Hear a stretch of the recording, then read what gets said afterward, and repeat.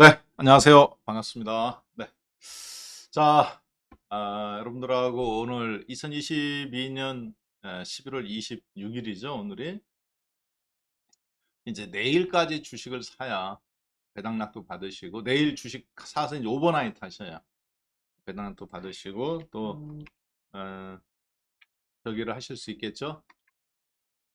그래, 내년도도 또 준비하실 분은 준비하고, 터실 분은 미리 오늘 내일 터셔야 되지 않겠나 싶습니다. 자, 개인 투자자분들이 오늘 한 주식 한 번 어떤 분은 1조 원 털을 거다. 이렇게 뭐 이렇게 다들 생각하시는 분들 계실 것 같은데 실질적으로는 그렇지가 않습니다. 어차피 양도소득세 부분은 사실은 10억 부분이기 때문에 그렇게 여러분들이 생각하는 것만큼 그렇게 바뀌거나 리스크가 높다라고 보여지지는 않거든요. 자, 오늘 장은 그런 부분에서 같이 한번 시장 살펴봐 가면서 이야기 진행하도록 하겠습니다. 그리고 오늘 무엇보다 가장 중요한 이야기가 시장에서 하나 나왔네요. 어제 미국의 PCE 지수, 개인 소비 지출이죠. 앞으로 미국이 금리를 인상하느냐, 안 하느냐에 있어서 통화량을 결정하는 건데요. PCE 지수는 통화량을 결정합니다. 그리고 CPI 지수, 소비자 물가 지수는 이자율을 그러니까 올릴 거냐, 높일 거냐. 통화 정책을 그래서 어떻게 앞으로 우리는 펼칠 거냐 하는 이 두 가지가 중요한 부분인데 어제 상당히 많이 떨어졌어요. 그렇죠. 그러니까 이제 금리의 가능성이 안정화가 잡혔다. 이렇게 좀 봐도 될 것 같습니다. 자, 그래서 그런 부분들이 오늘 국내 증시에 이거 왜 자꾸 내가 안 만졌는데 얘가 또 움직이지? 이거 죄송한데 한번 요거 얘 뺐다가 다시 한번 해주세요. 왜냐하면 제가 붙었다 떨어졌다 하네요, 파일이. 예, 예, 맞습니다. 네. 그쪽 USB가 좀 약한가 봐요. 네, 네, 요거 좀 여러분들하고 오늘 강의할 내용들 지금 바로 한번 파일에서 불러서 함께 보아가면서 진행하도록 하요. 이렇게 바로 떴네, 이제. 아이고. 이 파일이 붙었다가 떨어졌다, 붙었다가 떨어졌다 하니까, 그러니까 즉, 없어졌다가 늘어났다가, 없어졌다가 늘어났다가 제가 많이 놀랐어요. 좀 없어졌다가 다시 생겼다가 해가지고 자 보겠습니다. 오늘 장은 시장에 이제 잊혀질 만하면 새로 나오고 있어질 만하면 새로 나오는 이제 시장의 이야기가 있죠. 바로 애플카에 대한 부분입니다. 특히 오늘 방송은 저는 다른 분들은 안 들으셔도 돼요. 어차피 오늘까지 주식 갖고 오신 분들은 나는 뭐 연말에 어떻게 가져갈 건지 정리할 건지 분명히 뷰가 자기의 뷰가 좀 서 있는 분이라고 저는 개인적으로 생각합니다. 자, 그런데 이분들은 꼭 들으셔야 됩니다. 어떤 분들이냐? 테슬라 주식 관심 있는 분들. 그러다 보니까 우리나라에서는 테슬라 하면 2차 전지하고 전기 자동차 부품주들. 그 다음에 또 누가 있을까요? 그렇죠. 하이닉스가. 하이닉스, 삼성전자 요거 갖고 계신 분들. 요분들은 오늘 방송을 정말 꼭 들으셔야 됩니다. 왜냐? 하이닉스 연중 저가죠. 대한민국의 상징은 뭡니까? 자동차입니까? 반도체입니까? 2차 전지입니까? 아직까지는 메모리 반도체. 미국의 상징은 어떤 걸까요? 그렇죠. 애플이라든가 구글이라든가 이런 부분이 미국의 상징이죠. 자, 그런데, 상징 중에서도 이제 이런 게 있어요. 어느 한 시대를 풍미하는 주식이 있습니다. 그렇죠. 우리나라는 지난 20년간 하이닉스를 위한, 하이닉스를 인한 장이었다. 라고 봐도 과언이 아닙니다. 즉, IMF 이후에, 2000년도 이후에 종합주가 지수가 이제 그래가면서 2003년도 여기서부터 시작했다고 볼 수 있겠죠. 이제 이라크 전쟁, IMF 극복하고 이라크 전쟁에서부터 시작했던 전 세계 증시의 상승. 스탠앤푸어가 이때 당시 1650포인트, 1550포인트에서 이제 1750포인트까지 반토막이 났던 구간이고요. 그때 당시 우리나라도 마찬가지입니다. 1000에서 이제 500포인트 근처까지 반토막이 났다가 여기가 IMF고요. IMF 극복했다가 다시 또 빠졌다가 올라갔다가 2002년 월드컵 지나고 나서 또 빠졌잖아요. 세계적인 그래서 이때도 불황이 왔습니다. 지금하고 똑같아요. 실물 경기의 울축이었어요.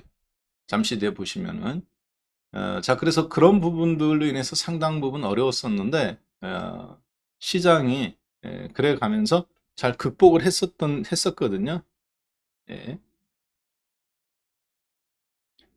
자, 그래서 오늘은 바로 그 부분들에서 그러면 예, 어떻게 여러분들이 이 부분을 극복하고 앞으로 헤쳐나갈 수 있으실 것인가. 또 오늘 장 마지막 이제 이틀 앞뒀는데요. 오늘은 제가 어제 미국 장의 움직임과 오늘 주식에 어떻게 대응해야 될지 한번 중심으로 보겠습니다. 내일은 뭐를 볼까요? 그렇죠. 2023년도 개묘년, 검은 토끼의 해라고 그러죠. 네, 이 개묘년에 어떻게 2023년에 준비할 것인가 가장 핵심되는 종목군들 3개를 내일장은 살펴보겠습니다. 오늘장은 그거에 대한 준비 작업이라고 보시면 되겠어요. 그래서 그 2개가 이렇게 이어집니다. 아셨죠? 네. 자, 먼저 오늘 가장 한 해를 마무리되는 시점에서 여러분들을 헷갈리게 하는 것이 주식이 이렇게 저가를 깼단 말이에요. 2300포인트 연중 저점 부분으로 내려왔기 때문에 상당한 지난주부터 실망 매물이 저는 심리적으로 주식은 별로 안 빠졌지만 즉 종합주가 지수는 2350에서부터 2311포인트까지 약 40포인트 빠지고 지난 이틀간 그래서 약 2%밖에 빠지지 않았지만 심리적인 위축 단계는 상당할 거라고 보여집니다. 자, 그러다 보니까 어떤 종목들이 지금 움직이느냐면 이러한 종목들이 움직여요. 중소형 소위 이제 세력주, 작전주라고 불리는 종목군들. 좀 사이즈를 한번 크게 볼까요? 즉 무슨 얘기냐? 나는 지금 오늘 당장 매매하고 싶다. 그럼 어떤 걸 매매하면 좋겠습니까? 포스코 홀딩스? 아닙니다. LG엔솔? 아닙니다. 하이닉스, 삼성전자 대형 종목은 아니에요. 은행주도 아닙니다. 세력주 중에서 골라내야 되는데 기세 종목을 매매해야 되겠죠. 보시면은 뭐 제일파마홀딩스, 일동홀딩스, 삼일제약. 근데 지금 우이 찍고 다 우이꼬리 달고 밀리는 종목들이잖아요. 이런 종목들을 매매할 거냐? 아니면은 지금 다시 한번 바닥권에서 이제 오후장을 겨냥해서 올라오고 있는 종목군들, 조강 페인트라든가, 그렇죠? 넷마블이라든가, 그리고 또 지금 보니까 그러니까 이제 이 종목의 실적이 어떻다 그거 얘기하면 촌놈입니다. 왜? 지금은 이런 종목군들은 어떤 실적이 좋다거나 뭐가 있어서 움직이는 게 아니에요. 그냥 기세 종목입니다. 여기에 어떤 패턴들이 있느냐 있긴 있죠. 바이오 종목군들에서 실적하고 무관하게 중소형 바이오 종목군들에서 지금 움직이는 급등급락이 움직이는 종목군들이 있죠. 그래, 여러분들한테 지난주에도 말씀드렸던 이 현대약품 같은 거 더군다나 이제 어떤 테마 성향이 좀 강하겠죠. 아무래도 그 조강 페인트 그리고 오늘 흐름으로 본다면은 자화전자, CS 윈드 그리고 그린 케미칼 이렇게 종목들이 이제 들썩거렸네요. 그리고 하나 또 하나 지금 눈에 들어오는 것이 SK 렌터카. 자, 요거는 메모해 두세요. 메모하라기보다는 요거 같은 경우는 이제 오늘부터 이번 주에 개별 종목으로서 단기 매매가 가능한 종목군들이라고 봐야 종목이라고 봐야 되겠습니다. 자, 접수되신 분들은 7788 한번 눌러주세요. 자, 여러분들 반응에 따라서 제가 오늘 따로 준비한 종목 하나 더 맛배기로 볼 수도 있고 아니면은 그냥 저기 할 수도 있는데요. 네. 네, 준비되신 분은 7788 한번 눌러주십시오. 나는 지금 SK 렌터카 오늘 지금 이야기 들었다. 뭐 여러분들께서도 아시겠습니다만 지금 이 거래량 보세요. 뭐 제가 손댄 흔적이 있나요? 그렇죠. 전혀 없죠. 방송에서 제가 이 종목 그동안 그 전에 이야기한 적 있나요? 전혀 없죠. 오늘 어, 이 과외 선생에서 지금 처음 하는 이야기입니다. 처음 하는 이야기예요.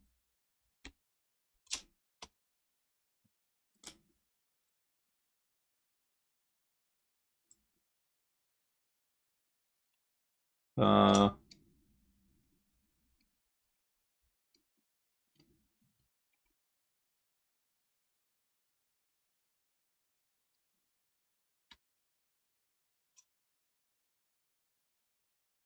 예, 이거.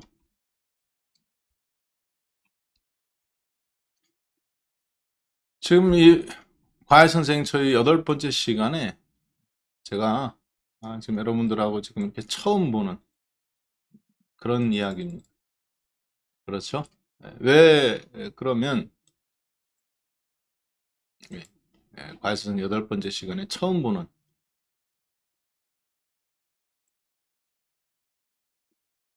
이거를 다시 좀 써봐야 되겠네요.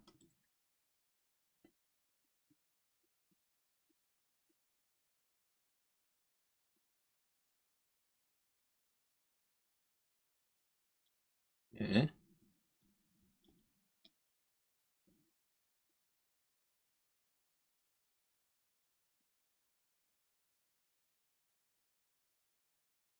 예, 8번째 시간에 지금 처음 봐요. 어, 더군다나 이제 지금 SK 렌트카 같은 경우는 뭐 일반인들이 그렇게 주목해서 보는 종목은 아닙니다. 사실 뭐 저도 그렇게 주목해서 보지 않아요. 다만 기세 종목. 지금 다른 종목군들은 아침에 이미 다 해먹고 윗골이 달고 있잖아요. 특히 중소형 제약주들. 반면에 지금 아랫골이 달고 있는 종목군들 중에서 기세 있게 올라오는 종목군들. 이미 영진약품도 윗골이 달고 해먹었죠. 그렇죠? 네, 영진약품 한번 잠깐 볼까요? 이거 글씨가 좀 작으시죠? 좀 크게 보겠습니다. 22로.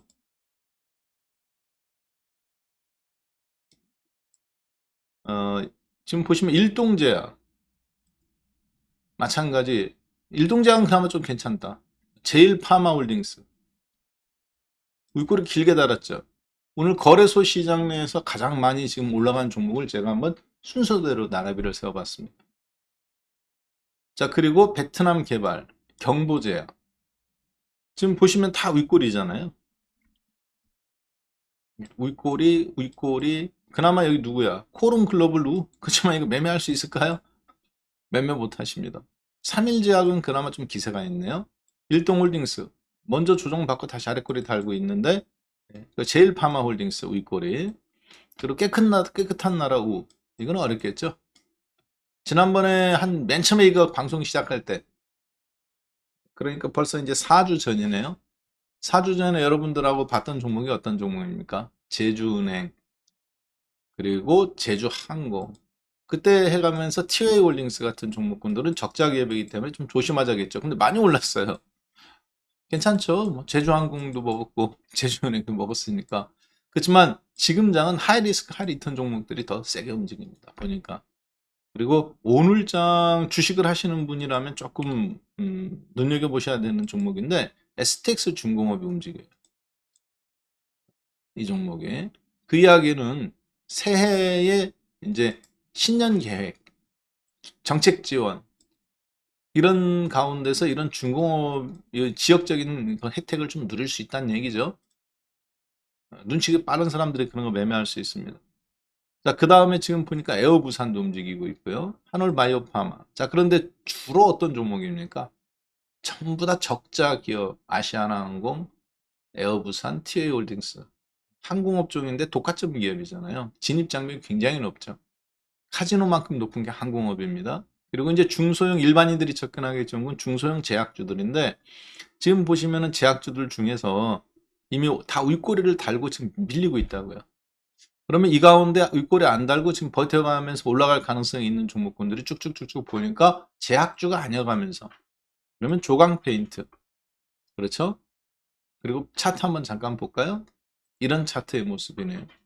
앞에서 기간 조정을 이미 가격 조정 기간 조정을 충분히 줬네요. 자, 그러면 오늘 장은 기세 종목에서 이런 종목군들에서 내가 매매를 할 건가 말까 한가를 지금 시점에서는 이제 생각을 해 보셔야 되는 거예요. 어렵게 종목을 고르려고 생각하시면 안 됩니다. 자, 그리고 두 번째 아까 보셨던 SK 렌터카. 차트는 이쁘네요. 그렇죠? 그렇지만 한 번 또 탄력을 잃어버리면 상당한 시간이 걸릴 수 있는 게 이런 종목입니다. 자, 그리고 아까 STX 중공업도 중공업이지만 보니까 STX 엔진이라는 회사가 있어요. 요즘 장에 이런 종목이 움직이겠습니까? 근데 지금 버티고 있어요. 그러면 일단 한번 관심 있게만 살짝 놓고 보는 겁니다. 매매는 아까 말했던 그런 종목으로 보고 영진약품 우익고를 길게 달았죠. 자, 이런 상태로 이렇게 한번 시장 흐름을 한번 전체 훑어보는 거예요, 거래소. 그러면 윗골이 다른 여러분은 제약주를 지금 사는 게 좋을까요? 아니면 기세로 보되 아니면 아까 보셨던 SK 렌터카라든가 이런 거를 보는 게 좋을까요? 당연히 조광약품이나 조광페인트나 SK 렌터카 쪽 이쪽 방향성에서 보시는 게 좋습니다. 그 다음에 이제 실적이라든가 이런 쪽은 그 다음 방향에서 접근해 가면서 이제 살펴보는 게 맞겠죠. 네. 자, 그리고 키스트라는 회사 아랫꼬리 길게 달았는데 오늘 지금 들어가면 물릴 것 같습니다. 바닥에서 많이 올라왔죠. 들어가면 물려요. 저런 주식들은. 그리고 서울제약 눌림목 완성된 케이스네요. 전부 다 중소형 제약주들의 날이에요. 보니까 어제 모더나 죽여줘가지고. 자, 그리고 삼천당 제약 이거는 이제 연말연시 가격 맞추러 가는 게임인 것 같은데 굳이 여러분들이 여기 뭐 제가 봤을 때 이거 먹자고 총알바지로 들어가실 일은 저는 없어 보입니다. 올려놓고 레벨업 시켜놓고 기간 조정 잘 주고 한 단계 더 레벨업 하려고 하는 그런 분위기인데요. 굳이 여기서 여러분들이 말씀드렸다시피 이 장에 총알바지로 들어갈 필요는 저는 없다고 보여져요. 자, 그 다음에 의외의 종목분들이 몇 개 좀 나오고 있는데 코스닥 시장이에요.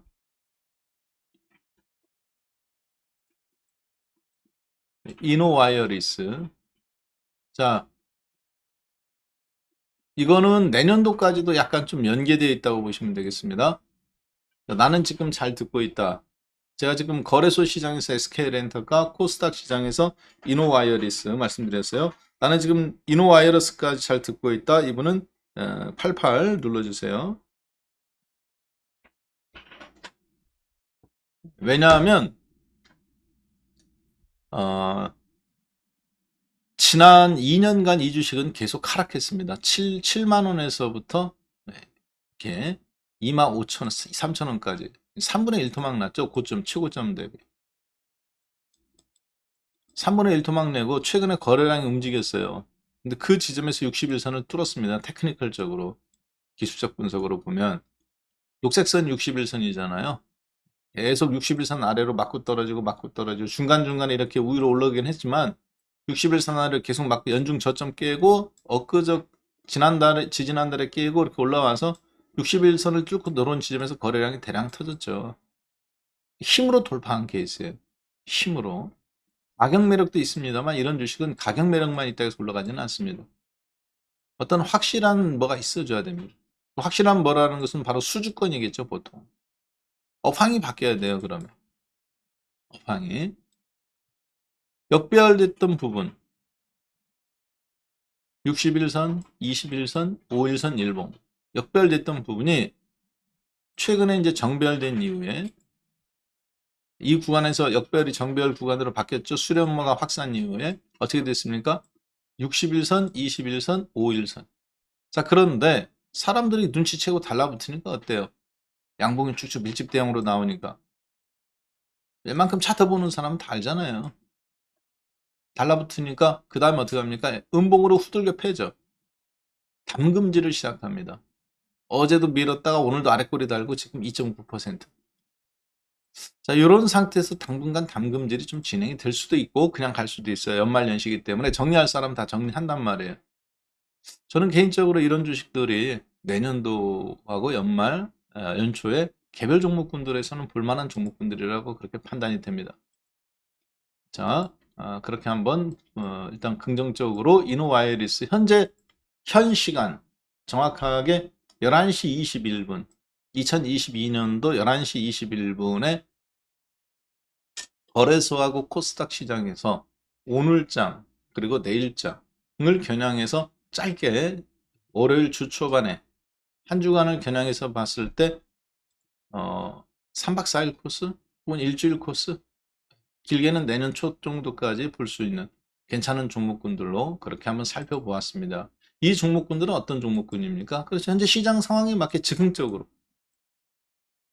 기세 종목들이 기세 종목. 자, 그런 매매를 여러분들이 할 줄은 아셔야 됩니다. 자, 그런데 그것도 그거지만 즉흥적으로 매매하는 사람이 성공 확률이 높을까요? 아니면 준비된 매매를 하는 것이 성공할 확률이 높을까요? 준비된 매매를 하는 것이 사실 성공할 확률이 높습니다. 그리고 매매를 늘리는 것이 아니라 신중한 매매 접근을 하게 되겠죠.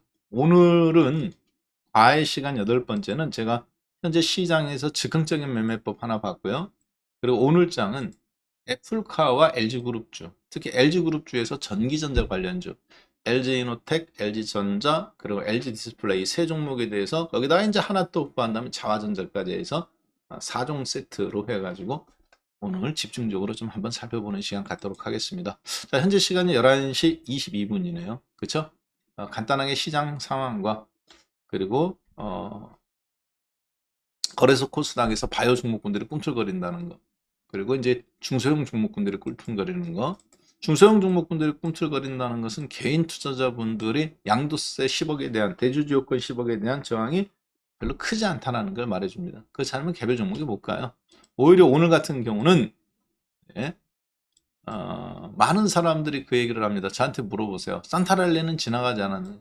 예, 크리스마스 지나갔으니까 산타랠리는 지나갔습니다. 자, 그런데 연말 연초에 저희가 12월 달에서 1월 초까지 어떻게 보면은 연말 연초에 이제 이런 기대감이 끝났느냐 아니냐를 보는데 주식은요 항상 그랬어요. 사람들이 포기할 때 진짜 올라갑니다. 자, 지금 여러분들은 주식시장 별로 안 보고 싶죠? 왜? 시장이 올라갈 거라고 생각했는데 산타랠리 기대했는데 없으니까. 더군다나 2550포인트에 추격 매수했던 사람들이 제가 봤을 때 지금 이제 손절 분위기입니다. 2200포인트에서 손절했다가 두려움에 더군다나 이때도 한번 떨어지고 또 깨니까 손절 나오죠. 이렇게 두 번. 한 번에 무너지진 않아요. 한 번에 반등도 없고. 왜? 확인해야죠. 중요한 일일수록 확인하죠. 중요한 일일수록 확인을 가장 잘하는 것이 어딥니까? 딜링룸. 매도 원달러 환율 1320원에 2만 계약 매도. 뭐 2000계약씩 분할 매도.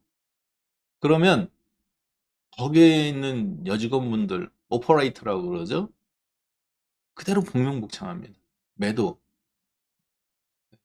원달러 환율 1320원에 뭐뭐 매도. 그러면 호가가 2000개밖에 없는데 2만 개잖아. 물어보죠. 팀장님 2000개밖에 없는데 다섯 호가 아래 내려 때려야 돼요? 1220원에서만 때려라. 그 이상의 소리 2만 개 때릴 거다. 그러면서 이제 서로 왜 그 실수를 줄이는 거죠. 그 다음에 그런 게 또 가장 잘 돼 있는 데가 어디예요? 영화 같은 데 보면 특수군인들이죠. 특수부대 군인들. 정확하게 의사 전달이 됐는지 안 됐는지 서로 수신호도 하죠. 주식도 마찬가지입니다. 어, 오늘 같은 날은 집중력이 좀 떨어져요. 연말 연초인데다가 실망 매물들이 나오는 거야. 개인 투자분들은 지금 이제 현금이 필요하니까 주식 팔죠. 기관은 주식 기다렸다는 듯이 사고 있고 외국인은 선물 사고 있네요. 콜옵션은 14억 달이고 있지만 수량은 4,000개 매수고 풋옵션은 사는 것 같지만 실질적인 매도입니다. 약간은 이제 선물로 긁어 모으고 있는 분위기인데 거시경제 지표에 대해서는 PCE 지수라든가 다른 부분에 대해서는 제가 이따가 먼저 우리 종목부터 보고 그 다음에 12시 넘어서 거시경제 지표라든가 어제 있었던 PCE 지수가 무엇을 의미하는지 왜 외국인들은 선물은 사는지 그리고 하이닉스를 지금 하이닉스 가지고 지금 심리 게임을 제가 봤을 때 하고 있는데 여러분들은 이 장에서 어떻게 대응해야 되는지 한번 살펴보도록 하겠습니다. 결론부터 말씀드릴게요. 누가 저한테 물어보면 저는 요즘 그렇게 이야기하고 다닙니다. 시장 좋게 보느냐 나쁘게 보느냐 내년도 어떻게 보느냐 한마디 딱 합니다. 누구더라? 뭐는 뭘로 대답을 한다라고 그러죠? 뭐 검사는 공소장으로 답변을 대신한다고 그랬나? 제가 이제 법은 잘 모르니까 예. 근데 검사는 공소장으로 답을 대신하고, 그럼 주식, 이제 뭐 이렇게 같은 기소인가 뭐가 하는 거 있잖아요. 그거 하는 거. 그리고 조폭은 뭘로 대신해요? 그렇죠. 주먹이 법보다 가깝다. 주먹으로 하잖아요. 주식하는 사람들은 뭘로 답을 대신합니까? 맨날 올라갔나 떨어졌나 얘기할 필요 없어요. 주식 샀냐 안 샀냐. 그렇죠. 5만 가지, 1000가지, 만 가지 생각이 들지만 너 주식 샀냐 안 샀냐. 저는 저는 어, 좀 죄송한 말인데 금요일 날이 아닌 목요일 날 하루 먼저 샀네. 남아있던 현금 싹싹 긁어다가 다 주식에 베팅하라 했어요. 혹시 여러분들께서 아, 금요일 날 주가가 빠졌잖아요. 보통 방송이나 유튜브 나오면 자기 잘한 걸 얘기하죠. 저는 이날 아침에 그랬어요. 이날 아침 수요일 날 종가 바닥 치셨다. 한국 증시. 혹시 나 몰래 무서워가지고 어제 주식 정리하신 분들이 있다면 10%가 됐든 100만 원이 됐든 10만 원이 됐든 싹싹 긁어다가 아침에 주식 다 사라. 남은 거. 어차피 주식은 우리 100%예요. 근데 사람이라는 게 그렇잖아. 무섭잖아. 주가가 빠지면. 흔들린단 말이에요. 자, 그 산 주식 뭐 샀느냐? 에너지주, 바이오주. 플러스 LG전자 계열사. LG전자 계열사인데 LG전자, LG이노텍, LG디플 3개 중에서 선택. 그 중에서 LG전자는 기본으로 박아놓은 상태에서 LG이노텍이든지 LG디플을 추가한다든지 혹은 자화전자든지. 여기에는 살 돈이 없는 거죠, 사실. 왜? 100% 기존에 주식이 있는 거에서 남아있는 돈을 LG전자, LG이노텍, 그리고 현대모비스. 요거는 좀, 우리도 유튜브 이거 열리나요? 여기서? 더블로 나가지는 않겠죠? 네, 그러면 한샘으로 열어서 저도 한번 지금 여러분들하고 똑같이 해볼게요. 유튜브. 네, 그래서 같이 해가면서 한번 해볼까요? 아, 이게 내가 들어가야 되는구나. 예. 물장 뭐 사지? 실시간. 광고도 나오네.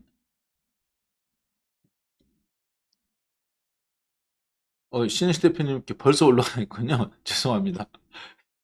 이 실시간으로 봐야 되는데, 와우넷 설치 한국경제TV. 한국경제TV를 나오는군요. 예, 야, 빠르네, 우리 여기 저기 유튜브 팀이. 어,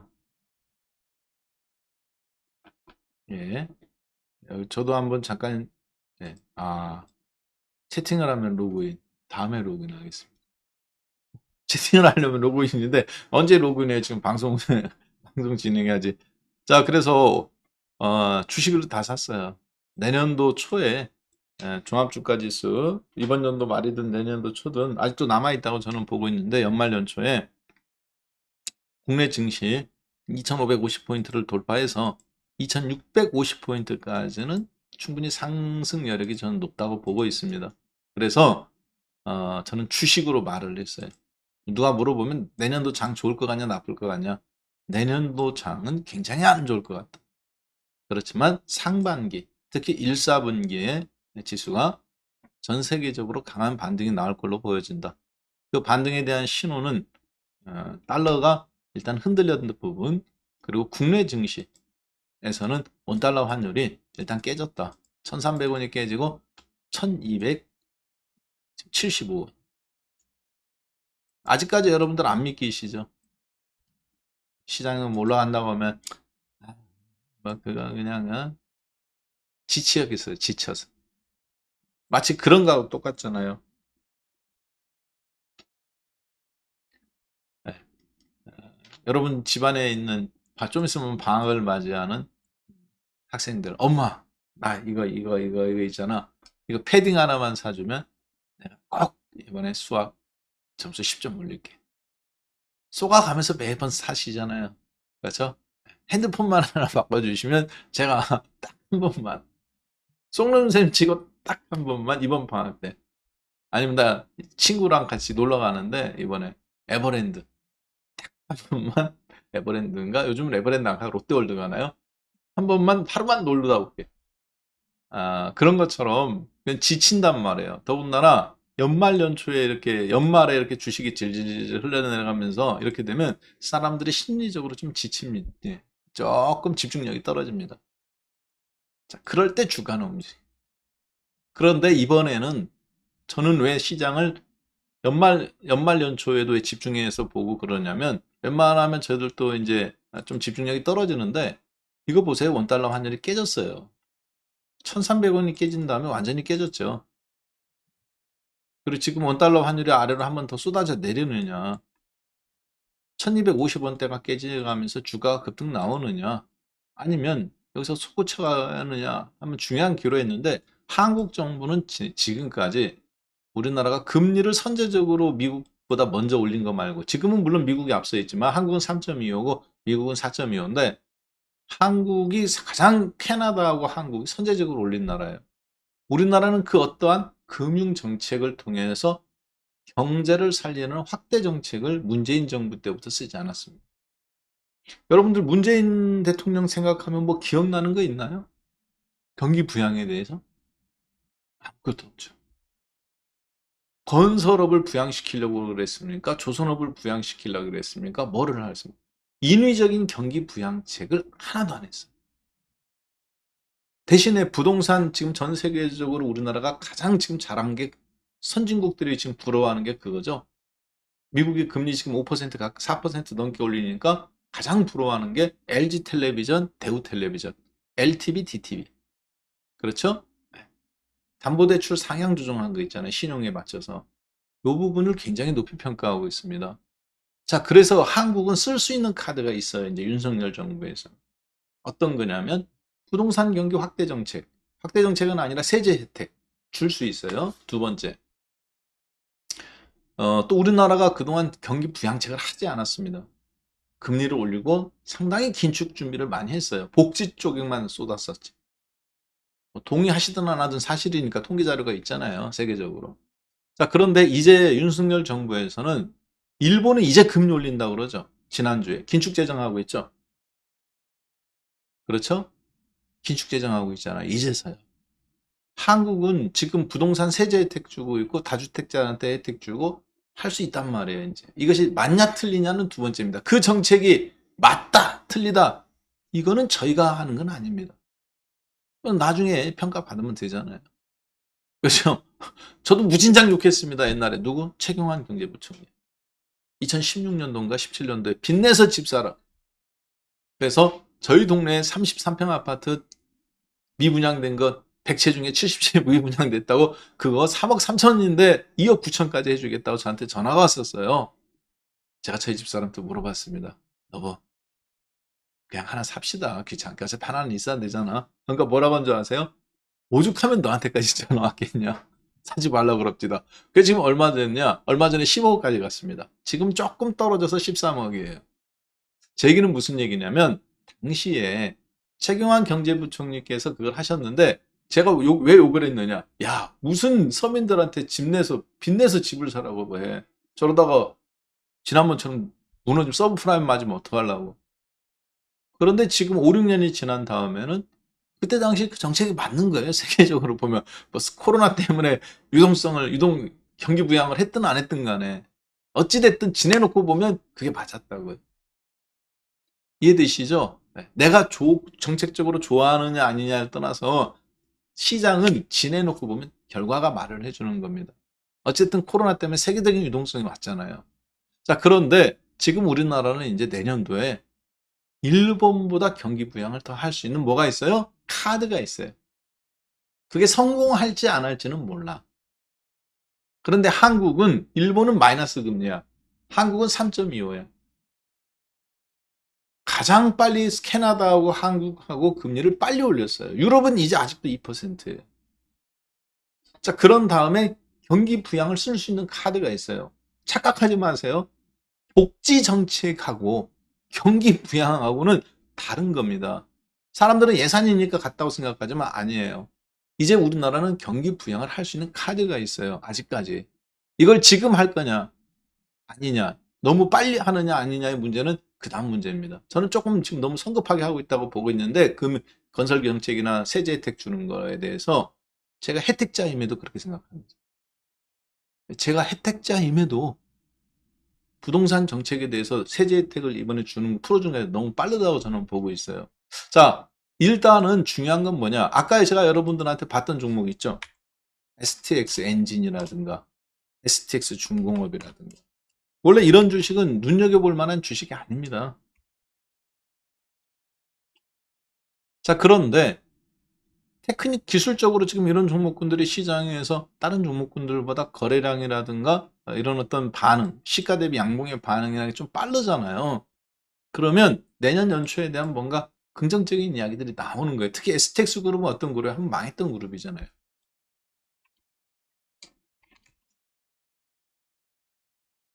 네.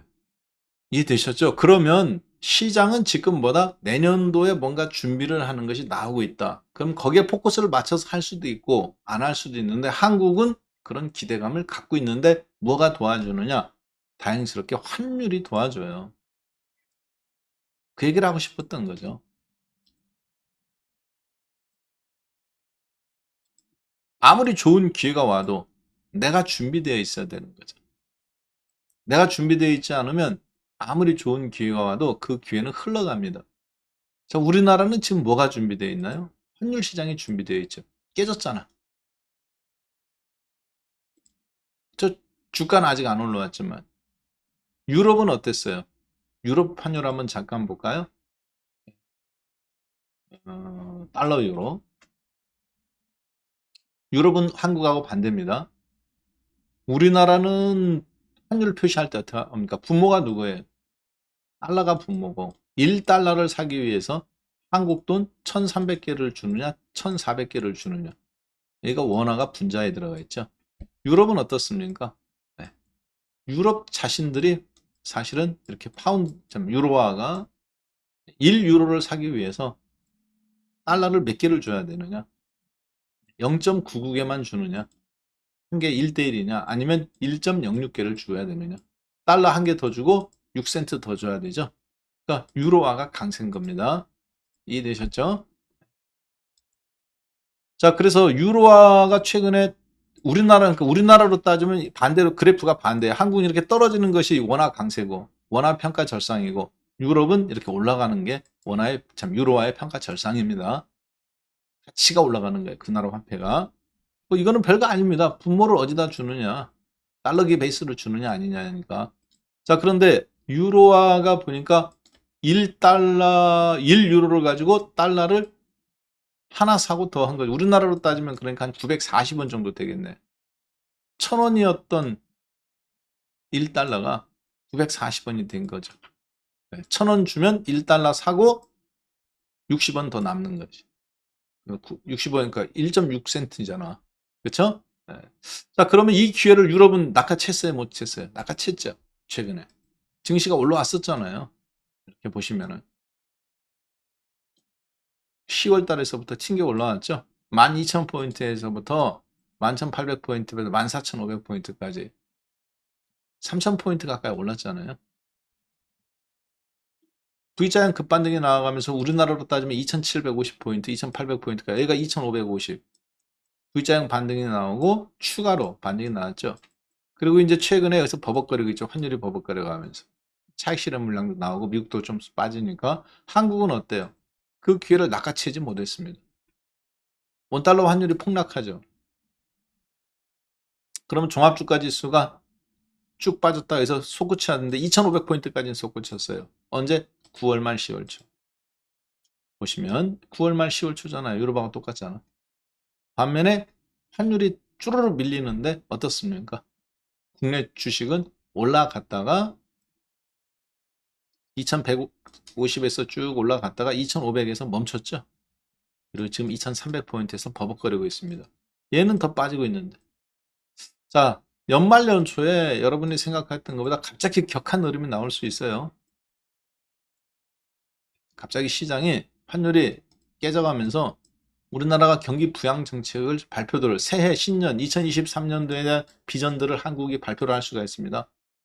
그래가면서 그런 기회에 주가들이 움직일 수 있어요. 자, 이거 지금 보시는 것은 원달러 환율 차트죠.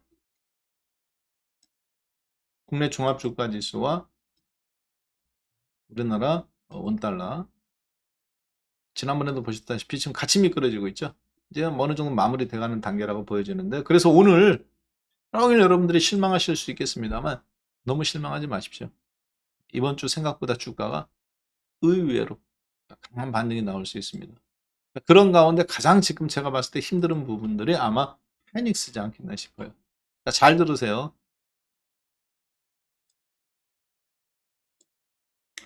종합주가지수, 대한민국의 종합주가지수는 종목이 따로따로 놀겠습니까? 여러분들이 한 1조 원, 10조 원 이렇게 움직이는 사람이라고 봐봐. 그러면 종목당 따로따로 놀겠습니까? 연계돼서 움직입니까? 마차라면 말이 하나마가 끄는 말이 있고 6개, 8마리가 같이 동시에 끄는 게 있잖아요. 그러면 거기서 기준점이 있습니다. 한국은 누가 기준점이냐? 삼성전자가 기준점이에요. 그렇지만 힘은 얘가 쓰는 거예요. 그렇지만 방향키는 누가 암시하냐면 하이닉스가 암시. 이걸 뭐라 그래요? 민감도라고. 시장 분위기에 가장 민감하게 움직이는 거. 전문용어로 베타. 고베타냐 저베타냐. 그래서 그걸 하나의 수치화시킨 겁니다. 그 민감도, 탄력도를 수치화를 시켜서 종합주가지수가 1이 움직일 때 얘는 탄력이 하이닉스는 2나 3이다. 이걸 수치화를 시킨 거예요. 종합주가지수가 1이 움직일 때 반면에 KB금융은 탄력도가 0.5다. 즉 종합이 10% 폭락했는데 5%밖에 안 빠져. 종합이 10% 폭등했는데 겨우 5%밖에 안 올라. 일간, 주간, 월간, 연간 기준으로 통계를 낸 수치가 있습니다. 그걸 우리가 뭐라고 그러냐면 베타 지수라고 말합니다. 알파, 베타, 감마, 로우 이런 식으로 베타라고 해서 하나의 상관계수, 탄력도를 분석해 놓은 것들이 있어요. 여러분 것도 HTS에 다 있습니다. 활용을 안 하셔서 그렇지. 자, 한국은 지난 20년간 그 베타 지수가 하이닉스예요. 얼마부터 움직였느냐? 2,400.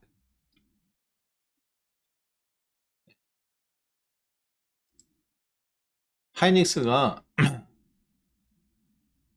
2,400원부터 움직였어요.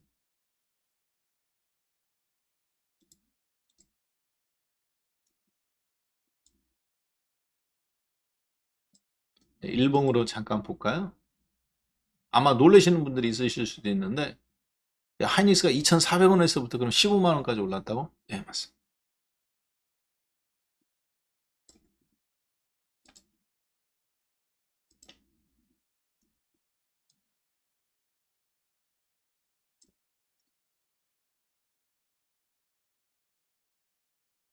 자, 하이닉스가 2,400원에 첫 출발을 합니다. 날짜로 따지냐면 언제냐면 2003년 4월 14일 월요일 날 하이닉스가 왜 2,400원이냐면 여기가 이제 얘가 거래가 정지돼요. 회사가 망했어요. 현대전자가 망했습니다. 현대차그룹. 정주영 회장님이 운영하시던 현대차그룹의 반도체가 망했어요. 그래서 3만 원짜리 주식이 액면 분할에는 액면 감소, 자본 감소하고 액면 감소하고 감자하고 해가지고 100원까지 갔다가 결국 망해서 채권단이 이 회사한테 유상증자, 아시아나항공한테 유상증자듯이 해가지고 다시 이 회사를 살립니다. 그리고 얼마에 시작하겠느냐? 액면가 5천원짜리 주식인데 채권단들이 자신 돈 투자하고 기존의 주주들은 그러니까 뭐 100대 1 감자라니까 1억짜리가 100만 원 된 거예요. 2천 얼마지 않느냐? 그러면 가격 올라가지 않느냐? 올라가서 이 가격이야. 올라가서 이 가격이라 100대 1 감자해가지고 2,400. 2,400원에서 100대 1 감자해갖고 24만 원 출발한 게 아니라 100대 1로 감자를 했어요. 그 가격이 2,400원이라고. 다 채권단이 다 정리하고 자기들 돈 추가로 돈 지금 또 쏟아붓고 마이너스 20조인데 여기다가 이제 채권단이 자기들 돈 또 쏟아붓고 해갖고 증자해가지고 회사를 살려야 되잖아. 그리고 나서 자기네들은 시가는 2,400부터 출발하자. 2,700원부터 출발인데 출발은 2,400원 때부터 시작했습니다. 아침에 시가에. 그리고 나서 급등 나온 다음에 이렇게 해서 뭐 2만 원도 가고 만 원도 가고 그때 당시 이제 외환은행이죠. 외환은행이 주채권단입니다. 이렇게 해서 지금까지 쭉 오게 된 거예요. 얼마까지? 15만 원까지. 2,400원짜리, 2,500원짜리가 15만 원이니까 5만 원이면 20배, 60배까지 올라갔네요. 그쵸? 채권단이 당시 그러니까 1조 원을 갖고 있었다면 60조 원이 된 거죠. 채권단이 다 정리하지 않았습니다. 남아 있어요. 일정 부분이. 최태원 회장님이 이제 그 나중에 그 채권단 거를 또 이제 2만 얼마에 또 인수하신 거. SK그룹으로. 그래서 지금 7만 7천 원입니다. 오늘 저갔겠네요. 자, 그래서 대한민국 종합주가지수는 누가 가장 민감하게 선행하고 센서티브하게 반응하느냐면 하이닉스가 반응합니다. 왜? 메모리 반도체의 대명사잖아요. 삼성전자와 더불어서. 그런데 삼성전자는 반도체도 있고 시스템 반도체, 메모리 반도체, 백색가전, 그리고 스마트폰까지 있잖아. 사업 다각화에 성공했죠. 하이닉스는 뭐만 있어요? 네. 메모리 반도체 하나밖에 없잖아. 누가 그러더라고요? 메모리 반도체 하나밖에 없잖아요. 그러니까 아니에요. 낸드 플래시도 있어요. 맞습니다. D램도 있고 낸드 플래시도 있어요. 이 두 개를 합쳐서 뭐라 그래요? 메모리 반도체라고 그래요. 그리고 시스템 반도체가 이렇게 있죠. 시스템 반도체는 메모리 반도체가 있고 시스템 반도체가 있는데 시스템 반도체가 전체 시장 규모가 1000조면 여기는 400조밖에 안 되죠. 메모리는. 여러분들이 잘 아시는 인텔, 엔비디아 여기는 다 어떤 겁니까? 그렇죠. 시스템 반도체. 메모리 반도체는 삼성전자, 하이닉스, 마이크론 테크놀로지 이 세 개뿐입니다. 한때 전 세계 시장이 90%까지 점유했는데 지금은 이제 좀 내줬죠. 우리나라. 마이크론 테크놀로지한테. 네.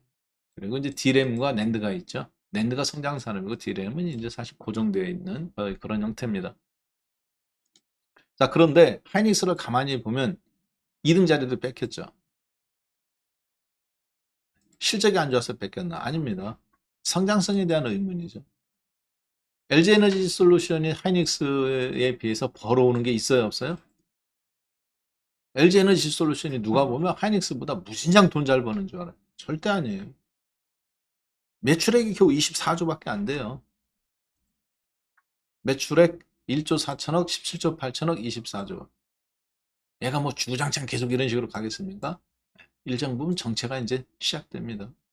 당기순이익 9천억 되죠. 마이너스였어요. 작년까지 마이너스였어요. LG엔솔이 작년까지 마이너스였다고요. 자, 그 다음 보겠습니다. 자, 그 다음에 근데 하이닉스는 어떤가요? 훨씬 좋죠, 저거보다.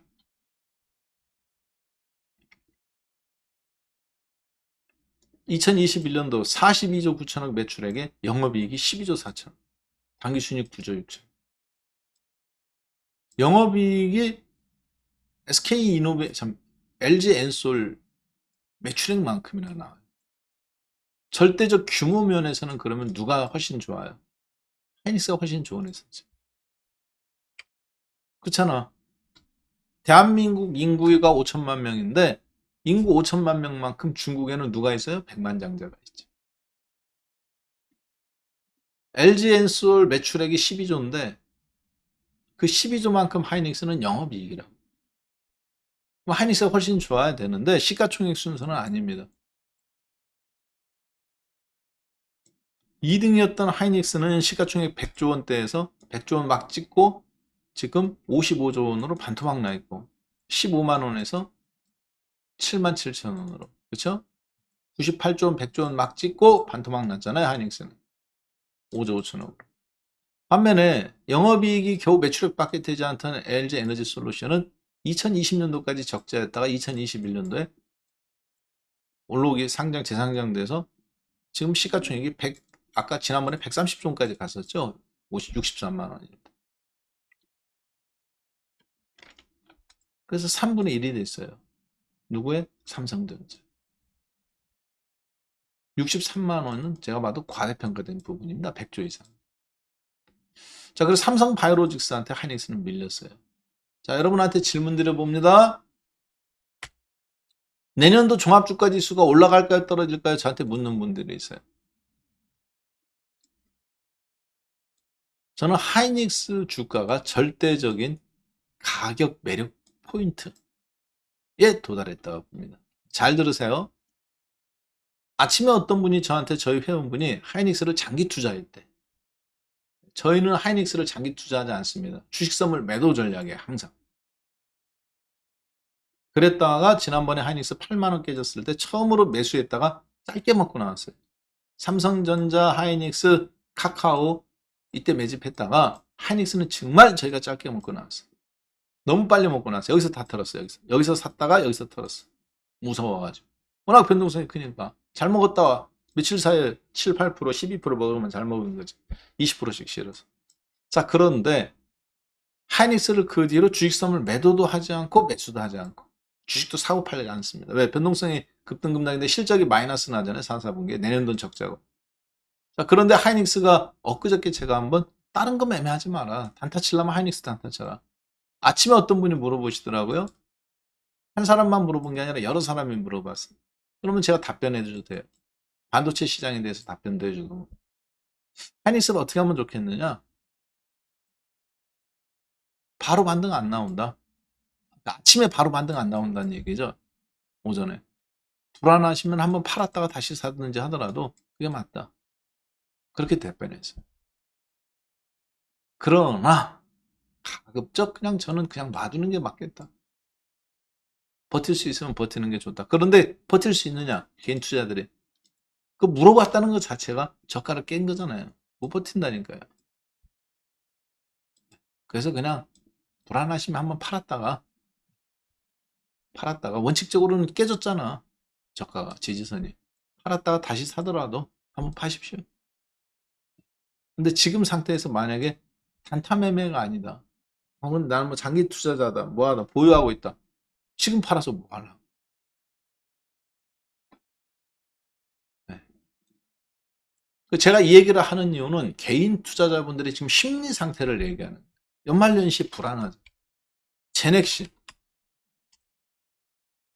어떤 분이 또 물어보더라고요. 제넥신에 대해서. 왜? 개인 투자자들이 가장 많이 물린 게 제가 봤을 때는 하이닉스를 중심으로 한 반도체 종목군들이 물려있는 게 가장 많아. 실적이 좋다고 해서 정리도 못했어. 그 다음 바이오 종목군에서 제넥신, 중소형 종목군에서. 한미약품 같은 거는 이미 다 털었을 거야. 제넥신도 저가 깨지니까 물어보겠죠. 어떻게 하면 좋으냐. 그래서 마찬가지로 답변했습니다. 지금 팔아봐야 아까 11시인가? 11시, 10시 50분인가에 오역이 막 오기 일보 직전에. 그러면 그 가격이 얼마일까요? 이 가격이. 11시니까. 그렇죠? 11, 제가 11시부터 시작이잖아요. 이 정도 위치였겠네. 18,600원 정도. 팔아야 되냐고 물어봐서 제가 놔두라고 그랬습니다. 이미 빠질 만큼 다 빠졌지 않느냐. 더 빠질 수도 있겠지만 지금 팔아서 뭐 할 거냐. 심리적으로 두려움만 들어서 정리하는 꼴밖에 되지 않지 않느냐. 지금은 왜 그러냐면 사람 심리가 아까도 말씀드렸다시피 안 올라가면 시간을 못 견디는 거예요. 물론 팔고 다른 쪽으로 건너가서 편을 다시 짜는 거 저는 나쁘지 않다고 생각합니다. 그런데 팔려면 진작에 팔았어야죠. 그렇죠? 팔려면 진작에 팔았어야죠. 코로나 저가를 깼잖아. 코로나 때 저가가 4만 원인데 여기서 깨졌는데 이걸 만지는 것도 문제였지만 그렇죠. 어느 자리에서 사셨는지는 전혀 모르지만 만약에 사셨다면 좀 한참 놓친 거죠. 제가 봤을 때는 아마 거의 추격 매수했을 거야. 이런데. 그러면 이거 깨졌는데 주구장창 가져가는 게 맞다고 보느냐? 그렇지는 않습니다.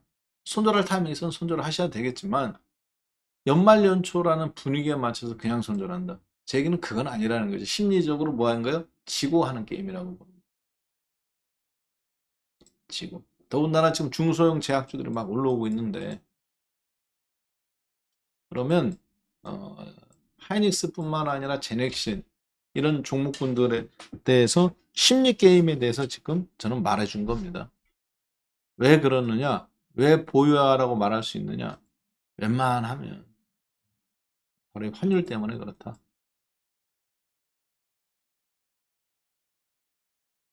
원달러 환율이 이미 깨졌다. 1,300원도 깨지고 1,250원 정도. 그래서 원달러 환율 1,250원 1사분기에 환율 1,250원 종합주가지수 2,650포인트를 1사분기에 현재 저는 가장 유력한 흐름으로 이렇게 보고 있습니다. 그 관점에서 2023년도에 그러면 잠깐 안경 좀 벗고 할게요. 눈이 아파요. 이제 겨울 되고 건조하고 또 이제 나이 먹고 하니까 안구 건조증들이 이제 오고 하루 종일 제가 모니터를 보잖아요. 그러니까 일반인들에 비해서 여러분들도 주식을 보시지만 저희들도 하루 종일 모니터 보잖아요. 근데 이게 거의 하루에 15시간 이상 봅니다. 그렇잖아요. 저 같은 경우는 아침 7시에 모닝 브리핑 하잖아. 그럼 저도 몇 시에 일어날까요? 6시 전에는 일어나야 돼. 6시에 일어나면 늦어요, 사실. 사무실로 와서 저는, 그러니까 제 개인 사무실에 와서 방송하잖아요. 네. 새벽에 나오면 한 5분, 10분밖에 안 걸립니다, 집에서. 6시 전에 나오면. 근데 넘어가면은 30분 걸려요. 짧은 거리지만 차가 막히니까. 그래서 아침에 그냥 무조건 6시 전에 나옵니다. 그러면 나와서 미국 시장 분석해서 보고 아침에 이제 모닝 브리핑을 해요. 그리고 나서 모닝 브리핑 한 20분 정도 하고 7시 반 정도 됩니다. 정리하고 뭐 하면. 그러면 그때 이제 씻는 거예요. 씻고 간단하게 뭐 아침 먹고 그러면 8시 20분에서 15분. 그럼 8시 반부터 뭐가 있어요? 회원 방송이 있죠. 네, 아침 회원 방송이 있잖아요. 그러면 전부 다 모든 것이 아무리 늦은 회원도 8시 40분까지는 우리 방에 계신 분들은 다 준비가 돼요. 자, 제가 이 말씀을 드리는 이유는 뭐냐면 내년도 장이지만 여러분들도 미리 준비를 하는 건데 그러기 위해서는 얻는 것도 있지만 잃는 것도 있어요. 그래서 일반인 분들한테는 점심시간이 그렇게 피곤한 시간이 아닙니다. 근데 새벽에 보통 이제 아침에 일찍 일어난 사람들한테는 10시 한 11시 정도 넘어가면 이때부터 이제 육체적인 피로, 그러니까 눈이 우리가 무슨 근육을 쓰는 건 아니잖아요. 그렇죠? 눈의 피로가 상당해요. 이게 눈이 그래서 제가 혹시라도 눈을 이렇게 깜빡깜빡 한다거나 저기 하더라도 좀 양해 부탁드리겠습니다. 아, 제가 눈이 아파서 그런가 보구나. 이때 잠깐 또 넘어가면 또 괜찮아요. 자, 그래서 환율적으로 봤을 때는 중개되기 시작했다. 자, 그리고 일단은 요거 보려겠네요. 그래서 한국에서는 하이닉스가 상징입니다. 자, 그런데 미국에서는 지금 누가 상징이 있느냐? 이 시장에 올라갈 상승장도 마찬가지고 떨어질 때도 마찬가지고 테슬라입니다. 테슬라가 미국장에 지금 여러분들도 뭐 다 아시잖아요. 그럼 뭐 어떤 사람들은 야 테슬라가 많이 빠졌다 이 얘기만 해. 혹시 저는 BTS가 몇 명인지도 모르는 사람입니다. 저는 BTS가 몇 명인지 모르는 사람이에요. 몇 명으로 구성되어 있는지. 연예인들 중에서 누가 좀 잘 나가는 아이돌인지 모릅니다. 관심 갖기가 관심도 없지만. 자, 그런데 여러분들이 혹시 BTS를 좋아한다. 그러면 뭐를 알 수 있어요? 그렇죠. 테슬라 주식을 보면, BTS를 좋아한다. 그러면 누가 군대 가고, 리더가 왜 먼저 군대 안 가고, 실제 갔는지 안 갔는지 몰라. 근데 BTS 예를 들어서 10명이다, BTS가. 그러면 누가 먼저 군대 갔는지, 왜 그 사람이 먼저 갔는지, 그리고 누가 먼저 솔로로 나왔는데 장르가 힙합이라든가 발라드라든가 뭐 댄스라든가 아니면 트로트라든가 왜 그걸 먼저 했는지, 그거에 대해서 민감한 이유들을 알고 있잖아요. 춤출 때는 누가 먼저 나오고 음악은 노래는 누가 먼저. 네, 물 한 잔 마시고 갈게요. 그걸 우리가 뭐라고 그러냐,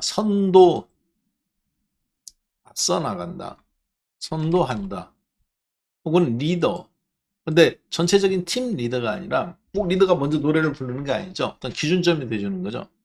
자, 미국장의 상징은 테슬라입니다. 상승장의 상징도 테슬라였지만 400달러에서부터 지금 200달러까지 마이너스 50%. 연초에 400달러였어요, 테슬라가. 액면 문화에서. 그랬다가 지금 200달러가 깨지고 150달러까지 깨지고, 저도 140달러가 마지노선이라고 봤습니다. 이제 다 왔다. 더 이상 150달러까지 상징적으로 하면서 살짝 깨진 다음에 140달러에서 더 아래쪽으로 내려가 봐야 나올 만큼 나왔다고 보고 있습니다. 지금 123달러죠. 마치 우리나라 카카오나 이런 것처럼. 그래서 이제 이때 되면 무슨 얘기가 나오냐면 펀드 청산 이야기가. 지난번에도 얘기했잖아요. 150달러 근처 왔으니 150달러 깨졌으니까 아크우드 펀드라든가, 그렇죠? 캐시우드가 운용하는 아크우드 ETF라든가 펀드라든가, 그리고 이제 펀드 청산. 여러분만 주식 강제 청산 당하는 거 아닙니다.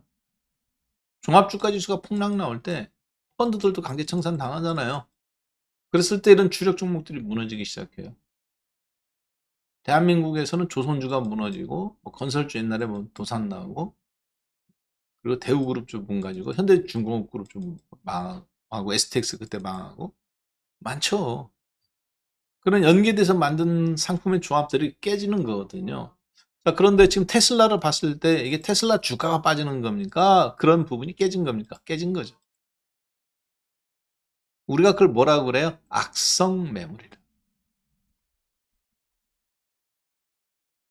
카카오가 불이 났대. 그런 걸 뭐라고 그럽니까? 그래서 카카오 무조건 다 던져야 돼. 망했어, 카카오.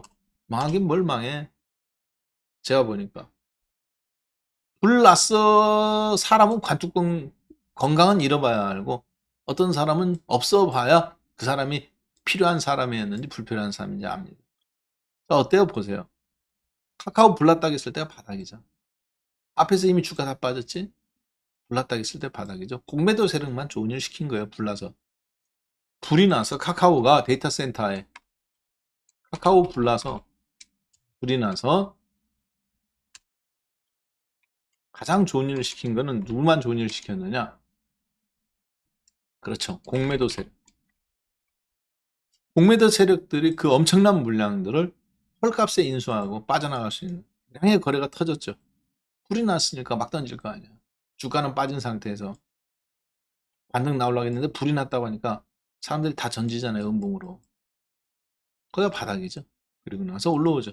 올라왔는데 어디까지 올라왔어요? 저가권 대비 카카오뱅크는 90%, 카카오페이는 100%, 카카오하고 이런 것은 4, 50%씩 전부 다. 자, 지금 마찬가지입니다. 테슬라도. 주가 많이 빠졌죠. 미국은 테슬라가 깨고 내려오고 있고, 한국은 누가 깨고 내려오고 있어요? 그게 보여야 돼요. 즉 무슨 얘기냐면 어느 나라, 어느 종합주가지수든지 어느 시장이든지 시장 전체 방향을 선도하는 종목이 있습니다. 그 종목이 시장을 올라갈 때도 선도하면 좋고, 올라갈 때 선도하는 종목이고 떨어질 때 선도하는 종목이 있는데, 이번 미국장의 상승장에서는 테슬라, 넷플릭스, 아마존 많은 종목이 있었습니다만 테슬라가 사실 선도했죠. 떨어질 때는 지금 누가 선도했어요? 그렇죠. 마지막 지금 테슬라가 지금 또 빠지고 있잖아요. 마이너스 50%인 200달러를 넘어서서 마이너스 60%, 지금 70%대까지 향해서 가고 있죠. 4분의 1, 3분의 1 토막 됐네. 그쵸? 마이너스 75%. 살짝 돌파했네. 400달러에서. 자, 그러면 악성 매물이 지금 근데 뉴스가 좋은 뉴스가 나옵니까? 안 나옵니까? 절대 안 나오죠. 나쁜 뉴스만 나오지. 그러니까 빠진 거야, 앞에서. 미리 큰 돈들이. 그 악성 매물을 지금 소화하는 과정이라고 볼 수 있습니다. 그걸 우리는 뭐라고 그러느냐? 꾸매라고 말해. 그 공포감에 의해서 모든 지지선이 깨진 지점, 그때 주식을 강제 정리하고 청산되는 지점, 즉 강력한 지지선이었던 상승장의 초국면이었던 이 지지선이 깨진 거. 깨졌잖아요, 어제. 120달러, 130달러 깨져가면서. 이거를 뭐라고 그러느냐? 우리는 공포감에서 사람들이 투매한다. 강제 청산한다. 근데 그것은 강제 청산이니까 그냥 나오지 않죠. 불이 났다든가, 카카오처럼, 혹은 테슬라처럼 중국 시장에서 철수를 한다든가, 뭐 배터리에 치명적 결함이 있다든가, 소비가 위축돼서 처음으로 실적이 감소한다든가, 이런 어떤 저가 좀 나아져야 됩니다. 그렇죠? 그걸 뭐라고 그래요? 악성 매물. 전문 용어. 주식을 갖고 있는 사람에서는 악성 매물이지. 공매도 입장에서는 뭐라고 말할 수 있어요? 매수 찬스. 혹은 수익 실현 찬스. 그걸 그래서 손바뀜이라고 말해요.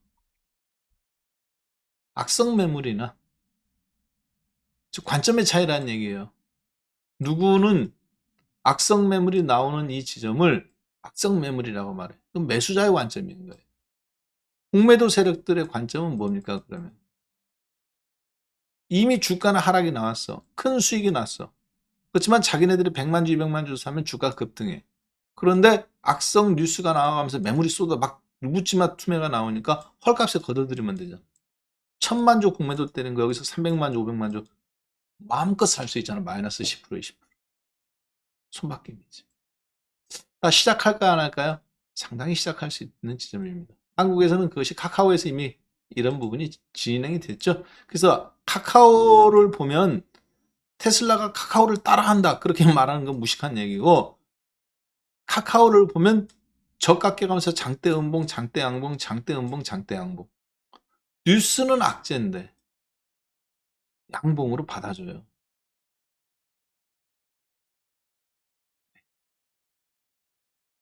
요거를 기억하셔야 됩니다.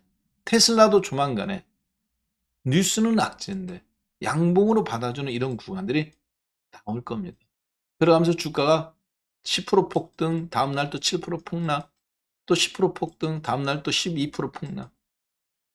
이런 형태로 섞어 나오는 형태가 나아가면서 어느 정도. 그러면 사람들은 쳐다보지도 않습니다. 왜? 바닥이라고 훅 샀어. 다행히 10% 올라와. 종가 채울 거야. 다음날 시가 또 폭락이야. 저 종가 또 최저가로 끝나. 마이너스 5% 시작해서 마이너스 10%. 다 팔아야 돼요. 어떻게 버텨? 버틴 사람들 앞에서 다 죽었는데. 버틴 사람들이 다 죽은 거 아니에요. 그래서 어떻게 해야 되느냐? 바닥에 내가 한꺼번에 바닥이라 다 잡는다? 그건 없는 거예요. 3% 사고 지켜봤다가 2% 사고 그래서 5% 만들어 놓고 레벨업 하는 거 확인하고 더 이상 음봉이 났는데 안 깨지는 거 확인하고 그 다음에 또 3% 2% 얹어 가는 겁니다. 원래 그렇게 할 수밖에 없어요. 단가가 좀 높아지지 않느냐. 대신에 이런 여기서 바닥인 줄 알았더니 이런 폭락은 피할 수 있잖아. 여기서 더 안 빠지라는 법이 있어요? 테슬라도 마찬가지지. 자, 잘 들으세요. 많은 사람들은 테슬라가 샹하이 공장이 뭐 코로나로 막혀서 안 된다고 쌓고 앞으로 실적이 둔화될 거다. 원래 테슬라는 적자 기업이에요.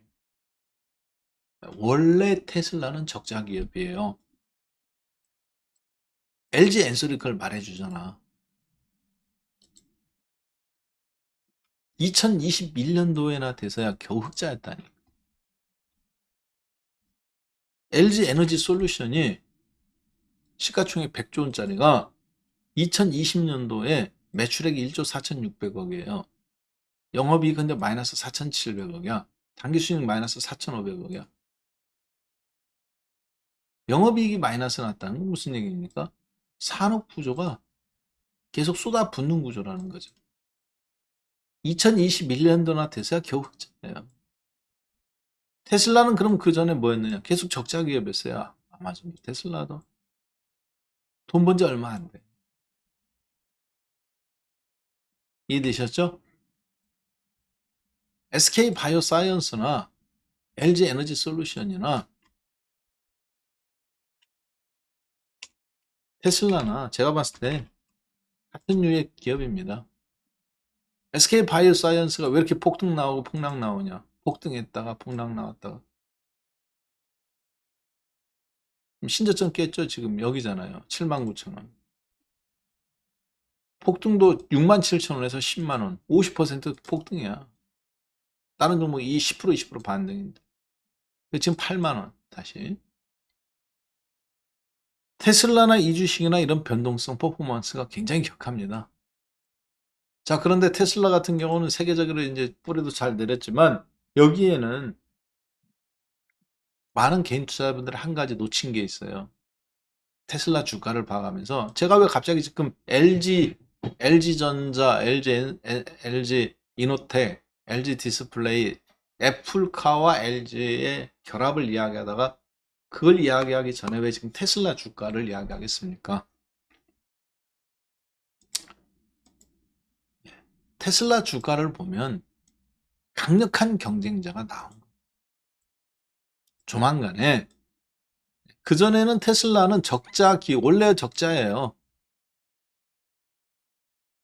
테슬라가 무슨 뭐 엄청난 흑자를 막 처음부터 냈다고 생각하는데 그렇지가 않습니다. 아마존도 그렇고 테슬라도 그렇고 계속 적자 기업하다가 겨우 2, 3년 전부터 흑자를 냈어요. 자, 그런데 테슬라가 원래 적자인데 이번에 적자 된다고 해갖고 주가가 빠질 일이 있습니까?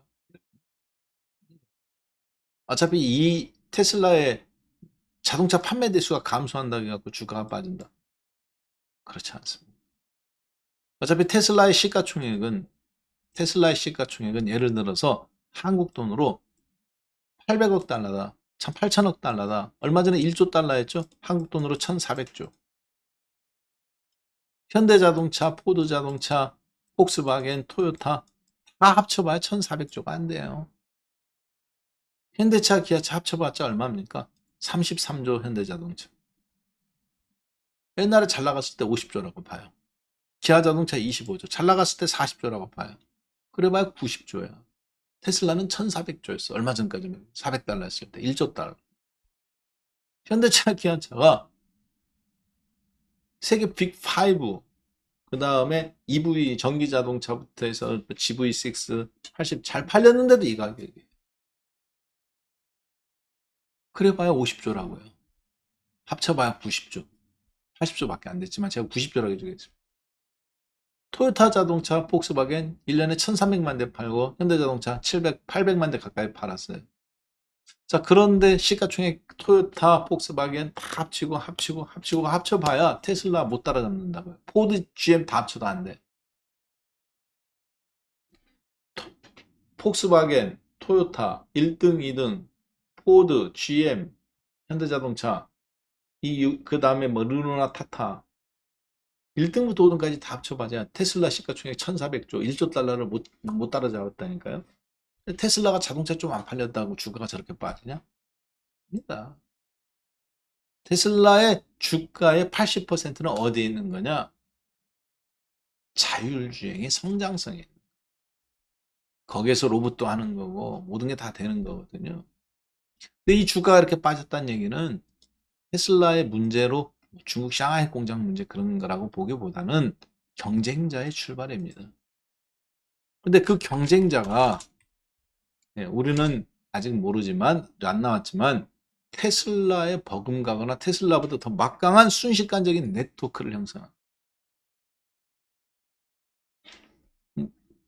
SK텔레콤 주가가 어느 날 갑자기 휘청거려요. 사상 최대 실적인데 안 가. SK텔레콤이 예를 들어 옛날에 지금 SK텔레콤이 이제 분할을 했죠. 당시에 이게 500만 원입니다. 이게 500만 원이에요. 5천 원짜리가. 100만 원에서부터 출발을 하죠.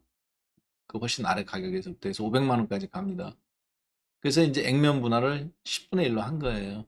그리고 나서 지금 SK텔레콤과 SK스퀘어라는 회사로 나눠진 건데, 잠깐 볼까요? 수정 주가로 보면 이게 안 보이니까 액면 그대로. 자, 여기 지금 50만 원으로 나오죠? 2000년 2월 11일 종합주가 지수 1000포인트 찍고 코스닥 시장 폭등했던 인터넷 세계적인 버블이 있을 때, 나스닥 시장 5000포인트 찍었을 때. SK텔레콤이 이게 50만 원이에요. 근데 실제 이때가 500만 원입니다. 이게 액면가 500원으로 표시돼서 그래요. 5만 원에서부터 훨씬 아래 가격에서부터 출발하죠. 네. 그래서 50만 원짜리가 500만 원이 된 겁니다. 그때 당시 500만 원이면 어땠을까요? 전 지금도 기억합니다. 제가 금호동에 주식해서 돈 좀 벌어가지고 총각인데, 가만히 생각해보니까 집은 한 채 있어야 될 것 같아요. 그렇잖아요. 어차피 나중에 장가도 가잖아. 그리고 어차피 집은 한 채 있어야 될 것 같아. 그래서 집을 한번, 압구정동에 그때 직장이었는데 다리 건너면은 금호동이에요. 그래서 전화를 한번 해봤어요. 두산 아파트 분양하고 있더라고요. 통장 청약통장이 있어야 되냐? 미분양이야. 다 필요 없대. 퇴근하는 길에, 여기라고 하니까 퇴근하는 길에 들르면 된대. 24평짜리예요, 두산 아파트. 24평짜리 두산 아파트 가봤는데 불이 10%밖에 안 들어와 있어. 저녁 때 8시인가? 제 기억이 안 되는 것 같은데, 쌀쌀할 때 갔었던 것 같은데, 기억에. 그랬더니 그분이 한 얘기가 있었어요. 지금 사면 9,800만 원인가 9,500만 원인가 했어요. 제 기억에.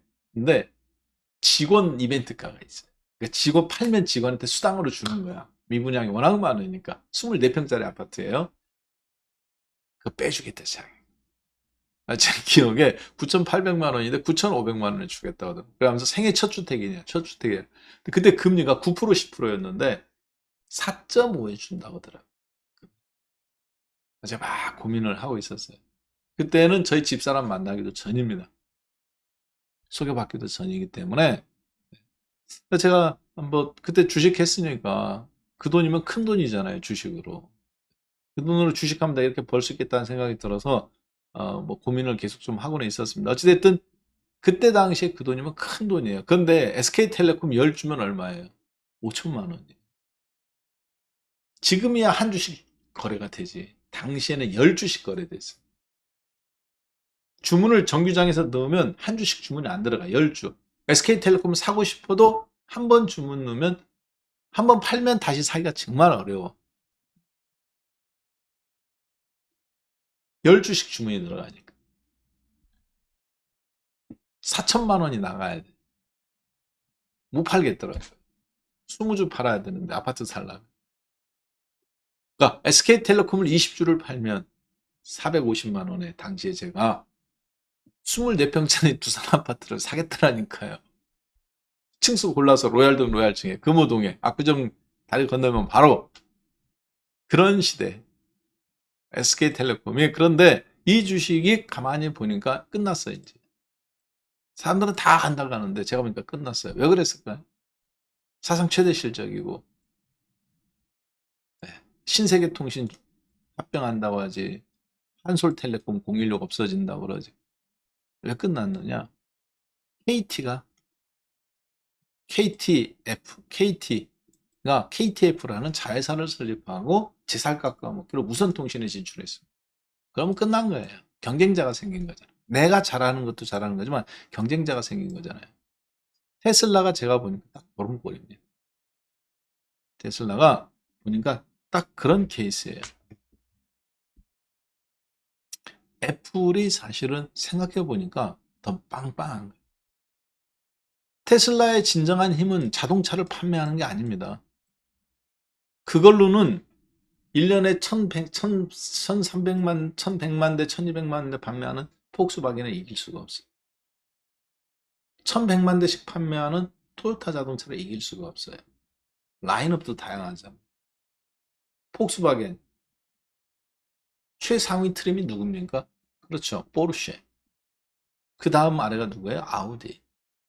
그 다음 아래가 폭스바겐이에요. 현대자동차 최상위 트림이 누굽니까? 제네시스.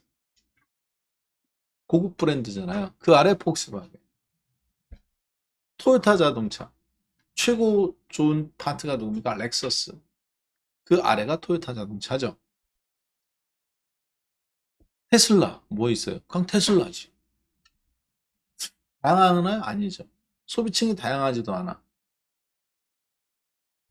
그럼 전 세계에 다 퍼져 있지 않잖아요. 자, 그런데도 테슬라가 시가총액이 이 모든 자동차 회사 다 합친 것보다 높은 1,400조 원이다. 1조 달러 했잖아요. 그게 무너진 거예요. 자동차 판매 대수에 있지 않습니다.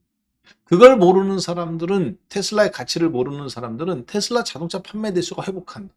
그럼 주가가 올라가느냐?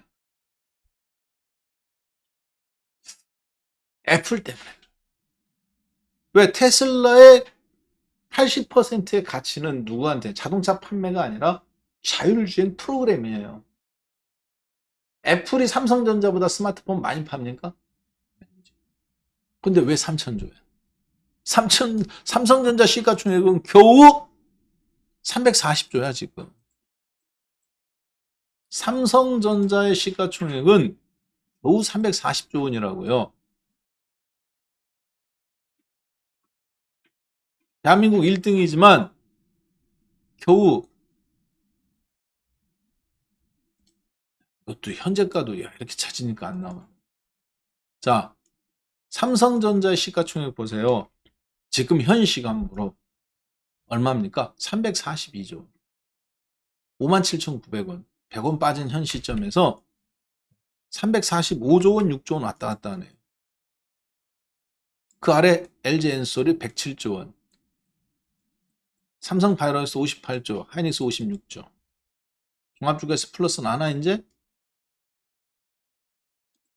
자, 삼성전자 시가총액이 겨우 340조예요. 근데 이거보다 거의 10배 높아. 애플은 3천조예요. 스마트폰 많이 팔아서 애플이 스마트폰 많이 팔리니까 삼성전자보다 시가총액 좋다? 아닙니다. 화웨이 구글 거 쓰잖아요. 안드로이드. 애플의 파워는 소프트 운영 체제잖아. iOS. 구글이 핸드폰 훨씬 많이 팔지만 애플보다 부족할까요? iOS 파워에서 못 이기는 거예요. 마니아층들이 있기 때문에. 플랫폼을 장악했잖아요. 그럼 앞으로 미래 사회는 자율주행이잖아요. 야, 미래 사회가 왜 자율주행이냐고 말하시는 분이 있다면은 주식 빨리 잡으세요. 대한민국의 미래는 누구한테 달렸느냐? 자율주행한테 달렸습니다. 어르신들 누가 돌볼 거야? 인구 4명 중에 1명이 65세 고령화인데 누가 돌볼 거예요? 최저임금이 10,000원을 향해서 가는데 할아버지 할머니한테 손자 애들 유치원 보내고 유치원 데려다주고 맡길 거예요? 그렇죠? 대한민국의 미래는 자율주행입니다. 자율주행이 돼야 뭐가 돼요? 노동 생산성이 유지돼야 하는 거죠. 그러면 그걸 누가 할 겁니까? 돌봄 로봇이 해야 되잖아. 배달 로봇이 해야 되잖아. 단순 작업하는 로봇이 해야 되잖아. 로봇이 껍데기가, 아직도 껍데기가 중요해요? 야, 우리 로봇은 관절이 이렇게 움직인다? 우리 로봇은 버튼 누르면 지가 알아서 온다? 그게 중요한 게 아니죠. 한국 사람들이 그거 스마트폰에 내 거 카메라 몇 개다, 몇만 원 쏘다, 내 거는 몇시다 하다가 다 망했잖아. 스펙, 하드웨어 스펙에 몰두하다 다 망했죠. 그 사이에 미국 놈들은 뭐 했습니까? iOS 프로그램 만들고 구글 안드로이드 만들고 소프트 파워를 지금 장악하는 거죠. 애플의 3천조, 구글의 2천조, 합치면 5천조예요. 대한민국 시가총액 1,800조야. GDP 3년치가 여기서 나온다고.